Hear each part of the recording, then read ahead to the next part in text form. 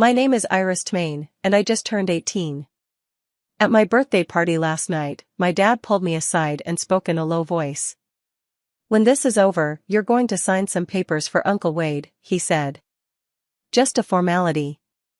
I smiled and nodded. Then I walked into the kitchen, opened my laptop, and transferred my entire inheritance from my grandparents into an irrevocable trust. Just in case. The next morning, my parents and my younger sister found out the truth. The cabin. The savings.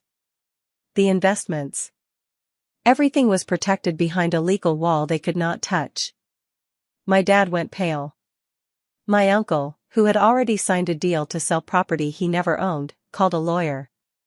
Before I tell you what happened next, hit like and subscribe. Tell me your city and local time below. I always love seeing where people are listening from. Now let me take you back 6 years. The summer I turned 12, my grandfather picked me up in his old truck and drove me to Cedar Lake. The cabin sat behind tall pine trees beside the water. The porch leaned a little to one side. The screen door never closed right. The whole place smelled like wood smoke, old books, and something sweet I could never name. Grab the other end, Grandpa said while lifting a fence rail. I grabbed it. We spent the morning fixing rotten fence posts. Grandpa never rushed me. He showed me how to press my thumb into the wood to test if it was weak. If the wood gives in, he said, it's done. Inside, Grandma Vivian had sandwiches and iced tea waiting on the kitchen table Grandpa built himself. That evening, we sat on the porch and watched the lake turn gold. This cabin stays in the family, Grandpa told me quietly. But family isn't always blood, Iris. Family is whoever shows up. At 12 years old, I thought he was just being poetic. He wasn't. After that, I spent almost every weekend at Cedar Lake. Grandpa taught me how to fix leaks and check the roof. Grandma taught me how to organize books by color because it made the room feel warmer. They showed me every part of that cabin like they were handing me pieces of a secret. Back home, things felt different. Our house in Ridgemont was fine. Not warm. Just fine. My younger sister Kelsey had the bigger bedroom with lavender walls and expensive furniture. My room still had old carpet from the previous owners. One night at dinner, Dad talked about the cabin. Dad's place is losing value, he said while cutting his steak. We should sell it and reinvest. Mom nodded. Makes sense. Grandpa said the cabin stays in the family, I said. Dad laughed. Not a mean laugh. A dismissive one. You were 12, Iris. He was just being nice. Then the conversation moved on to Kelsey's debate trophy. Nobody asked about the science fair I had won 2 weeks earlier. After dinner, I noticed a glossy flyer on the counter. Ridgeline Development. Lakefront lots. Premium prices. Someone had written a phone number on the side. I stared at it for a long moment. Someone was already looking at my grandparents' home and seeing money. 2 years later, Grandpa Harold died. I was 14. At the funeral, I saw Dad and Uncle Wade standing near the dessert table. Wade had a folder under his arm. We should move on this before probate gets complicated, he whispered. They were talking about the cabin. At Grandpa's funeral. I stayed quiet. I was only 14. I had no idea Grandpa had already planned for this exact moment. 2 years passed. Grandma Vivian got sick in March and died in June. The last time I visited her, she held my hand tightly. The cabin is yours, Iris, she whispered. Don't let them take it. I promise. She squeezed my hand once and closed her eyes. After her funeral, Dad sat at the kitchen table looking relieved. Now we can finally sort out the property, he said. That night, I heard him talking to Wade in the garage. Let's get this moving, Dad said. I stood in the hallway holding a glass of water. And suddenly I realized something terrible. Grandma's death felt like a loss to me. But to them, it felt like an opportunity. I didn't cry that night. I made a decision instead. From ages 16 to 18, the cabin became my quiet rebellion. Every Saturday, I drove to Cedar Lake in the old Honda I bought with babysitting money. I fixed torn screens. I swept pine needles off the roof. I repaired weather stripping. At home, the language started changing. The cabin stopped being Grandpa's place. Now it was the family property. Wade started visiting more often. Sometimes he brought folders. Sometimes he brought real estate papers. One night I finally spoke up. Grandma wanted me to keep it. Mom gently put down her fork. Your grandma was emotional near the end, she said. This is business. Business. That became their word for everything. By 17, Dad became more direct. When you turn 18, we'll settle this as a family. But the way he said family made my stomach twist. One afternoon at the cabin, I found an envelope hidden behind old quilts. My name was written on the front. Inside was a business card. Margaret Caldwell. Attorney at law. Below her name were 4 small words. Tmain Family Trust. My hand shook. Grandma had hidden this for me to find. 3 months before my 18th birthday, Margaret called me. I need to speak with you before your birthday, she said carefully. That Saturday, I met her downtown. Her office smelled like coffee and old paper. She opened a folder and looked directly at me. Your grandparents created an irrevocable trust 6 years ago, she said. The cabin, savings, and investments were placed inside it. Total value, about $2.1 million. I stared at her. You are the sole beneficiary. The room felt like it tilted. The cabin was transferred into the trust years ago, she continued. Your father and uncle have no legal claim. Why didn't they tell Dad? Margaret paused. Your grandfather told me something very clear. He said his sons would sell the cabin before the funeral flowers wilted. Then she added something worse. Someone has recently been asking questions about the title. After that meeting, I started paying closer attention. One Sunday, Wade came over for dinner. Afterward, he and Dad went into the garage. I stood near the cracked door and listened. I already signed the purchase agreement with Ridgeline, Wade said. $450,000. My chest tightened. How do we clean up the title? Dad asked. We file a quitclaim deed, Wade replied. Mom and Dad are gone. We're the legal heirs. What about Iris? She's 17. She can't stop anything. Then Wade laughed. We'll give her $50,000 for college. She should be grateful. I stepped away from the door with ice-cold hands. Wade had already promised to sell a cabin he didn't own. That night I texted Margaret. They're accelerating. Her reply came quickly. I expected that. The next Saturday, Margaret explained everything. The moment you turn 18, you legally become the successor beneficiary, she said. Once you sign the paperwork, I'll file a legal notice at the county office first thing in the morning. Nobody will be able to sell the property. What if they try anyway? They'll fail. I looked down at the papers. Should I tell my parents? Margaret slowly removed her glasses. Your grandfather asked me to protect you, not negotiate with them. 9 days before my birthday, Dad announced he was throwing me a party. Big celebration, he said with a smile. You only turn 18 once. I smiled back. But I knew the truth. My dad was planning my birthday. My uncle was planning to steal my cabin. And I was waiting quietly for both of them to walk into a trap my grandparents built years earlier. 5 days before my birthday, Mom sat beside me on the couch. Now that you're almost 18, she began softly, we should make some family decisions together. Together. That word felt fake. The cabin costs money, she continued. Taxes, repairs, insurance. If we sell it, we can pay debts and help both you and Kelsey.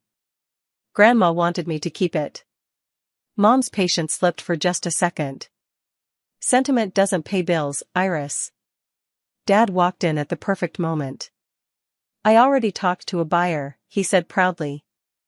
What company? Ridgeline something. I already knew. I'll think about it, I said. Dad smiled. That's my girl. Later that night, Kelsey came into my room. Mom and Dad keep talking about the cabin after they think I'm asleep, she whispered. They sound excited. Is something happening? I tucked the blanket around her feet. Don't worry about it. But she still looked worried. 3 days before my birthday, Uncle Wade stopped me in the driveway. He smiled like a salesman. The land alone is worth $450,000, he said. You say yes, and you walk away with $50,000 cash. And you get the rest? His smile tightened. You're young, Iris. $50,000 is a lot of money. Whose name is on the deed? Your grandparents. But they're gone now. That's not how ownership works. For 1 second, his expression changed. Then he smiled again. Don't overthink this. As soon as he drove away, he called someone. I knew exactly who.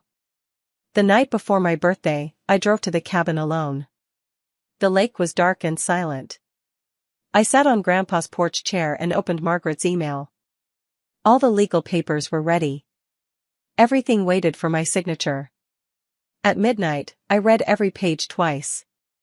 Then I closed the laptop and listened to the lake. Grandpa once told me patience wasn't weakness. It's timing, he said. I finally understood. The tears came quietly. Not because I was weak. Because I wished things were different. I wished my father cared more about fishing trips than property values. I wished my mother had asked what I wanted. I wished I didn't need legal papers to protect myself from my own family. But wishes do not win legal fights. Documents do. I went home and set my alarm for 11:45 p.m. At midnight, I would turn 18. At midnight, everything would change. 11:50 p.m. The house was silent. I joined a video call with Margaret. Ready? She asked. Ready. The clock struck midnight. I signed the acceptance papers. Just like that, I officially became the legal beneficiary of the Twain Family Trust. Margaret explained the next step. At 8 a.m., I'll file a legal notice with the county office. Once it's recorded, nobody can sell the property. I looked at the signed page in my hands. This isn't a trick, Margaret said gently. This is your grandparents' final gift. Downstairs, my family slept peacefully. They had no idea Uncle Wade's fake paperwork was already worthless. That same night, Wade printed forged documents at his apartment. He called Dad around 11:30. Everything's ready, he said. We file tomorrow morning. Dad sounded nervous. You sure this works? Simple transfer between heirs. But it wasn't simple. Wade had already signed a contract with Ridgeline Development. If he failed to provide ownership papers, he would owe them $45,000. He bet everything on property he never checked properly.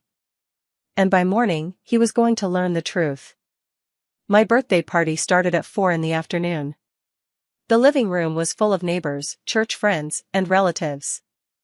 There were balloons and cake and silver decorations. I smiled. I opened gifts. But inside my jacket pocket was the paper that changed everything. Dad stood near the cake and raised his glass. Iris is officially an adult today, he announced proudly. And our family has exciting plans for the future. He looked directly at me. Right, Iris? Every face turned toward me. Thanks, Dad, I said. Nothing more. Later, Nora Beckett from next door to the cabin quietly pulled me aside. I saw your uncle at the property last week, she whispered. He brought 2 men in suits and measured the land. He had already shown the property to buyers. Before he even owned it. After the cake was served, Dad stood again.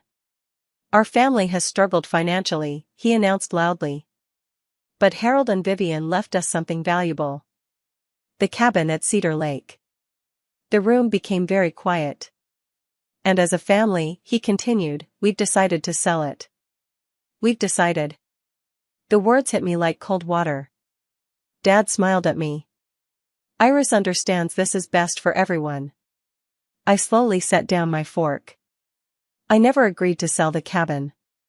Dad's smile froze. She's joking, he laughed nervously. I'm not joking. Wade stepped forward. This isn't the time for this. I looked at him calmly. You're right. The time is 8 a.m. tomorrow morning. Silence filled the room. Nobody understood what I meant. But Wade suddenly looked nervous. Guests started leaving soon after. Once the house emptied, Mom turned toward me angrily. Do you have any idea what your father is going through? She snapped. He could lose this house. And you're trying to sell Grandma's. We are a family, she shouted. And if you loved this family, you wouldn't need a lawyer. I froze. How do you know about a lawyer? Mom didn't answer. Instead, she admitted Wade had searched through my bag and found Margaret's business card. The room spun. They had gone through my personal things. Before I could speak, Nora stepped into the kitchen.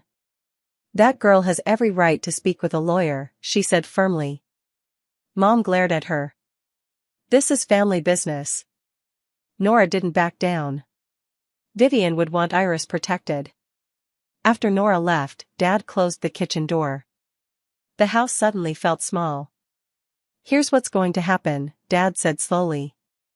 Tomorrow morning we file the paperwork. The cabin sells. You get $50,000. Out of how much? Nobody answered.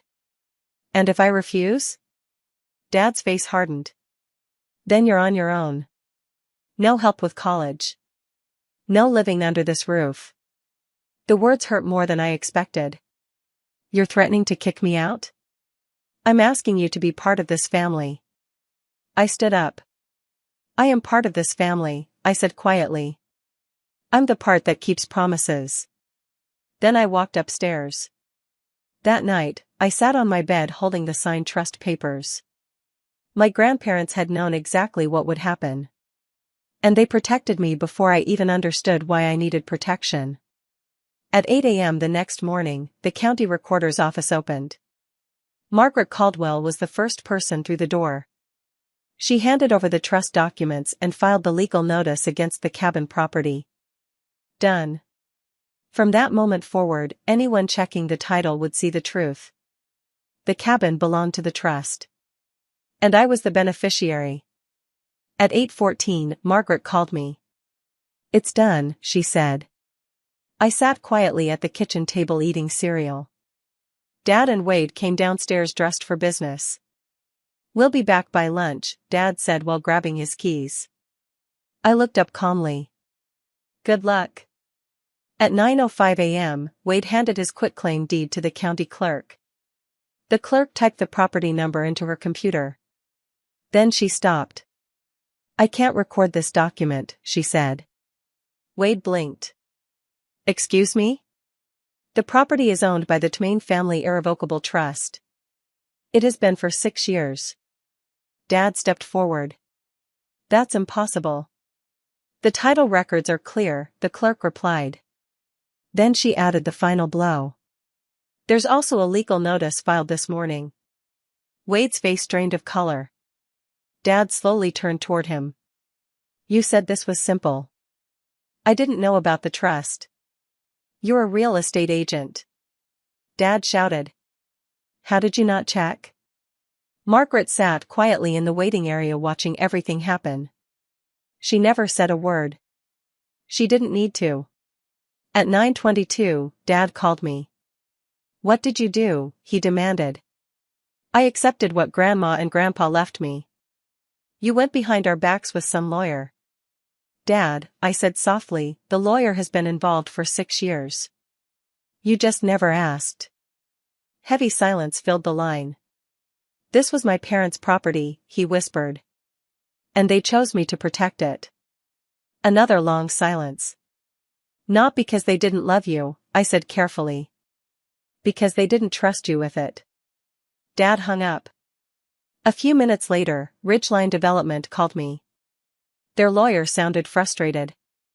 We have a signed contract from Wade Tmain. He doesn't own the property, I replied. There was a pause. Then the lawyer asked quietly. Is the cabin for sale? No. That same afternoon, Margaret gave me worse news. The notary stamp on Wade's paperwork appears fake, she said. My stomach dropped. That's illegal, isn't it? Yes. My uncle hadn't just tried to steal the cabin. He had committed a crime. Dad came home around 2 in the afternoon looking exhausted. Mom had clearly been crying. Dad sat across from me at the table. The bank is after me for $180,000, he admitted quietly. The store is gone. The cabin was supposed to save us. I'm sorry about the business, I said honestly. But the cabin was never yours to sell. Mom stepped forward. Your grandparents weren't thinking clearly near the end. They created the trust 6 years before they died, I replied. Dad slammed his hand on the table. I'll contest the trust. Then Margaret's voice came through my phone speaker. I had already called her. Mr. Tmain, she said calmly, fighting this trust will cost more than the property itself. The trust is airtight. Dad stared at me. And for the first time in my life, I saw something different in his eyes. Not anger. Defeat. 2 hours later, Wade called the house. Ridgeline was suing him for damages. His voice shook. They're accusing me of fraud. Dad's answer was cold. Did you commit fraud? I thought we owned it. You're a real estate agent, Wade. You never checked? Silence. Then Wade admitted something terrible. I found a notary stamp. Dad inhaled sharply. And that's forgery. Wade whispered. I need a lawyer. So do I, Dad replied before hanging up. Over the next few weeks, everything fell apart. Ridgeline sued Wade. The county opened an investigation into the fake notary stamp. Wade's real estate license was suspended. People in town started talking. Not because I spread rumors. Because court records are public. Soon everyone knew the story. Harold Tmain's sons tried to sell his cabin. His granddaughter stopped them. Some people called me brave. Others called me cold. I didn't argue with either side. One afternoon, Wade called me. Please, he begged. Ask your lawyer to remove the legal notice. Maybe I can still fix this. The notice stays, I said. Your grandparents would be ashamed of you. I looked at Grandpa's framed photo on my desk. My grandparents are the reason the trust exists, I answered quietly. They chose this. He hung up. Dad eventually stopped fighting.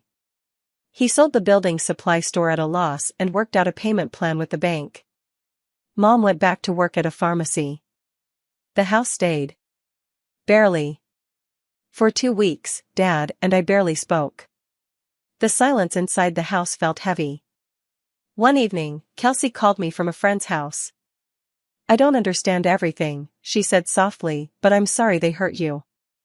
My throat tightened. Thanks, Kels. In late April, I drove back to the cabin. The trees beside the lake were blooming. I unlocked the door with the key Grandpa gave me years earlier. The cabin smelled exactly the same. Pine.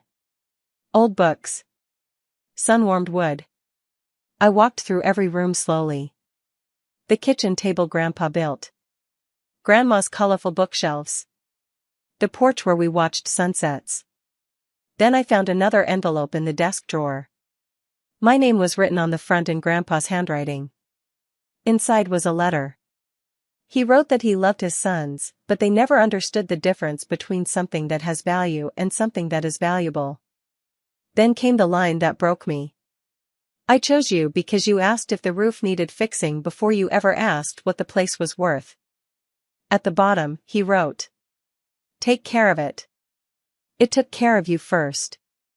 I sat on the porch for a long time after reading that. A week later, Margaret called again.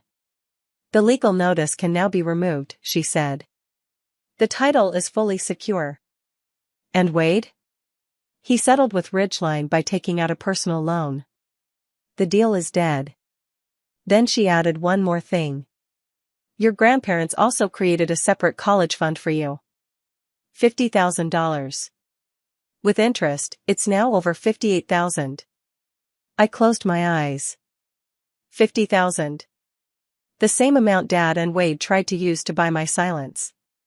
My grandparents had already planned everything. Quietly. Carefully. With love.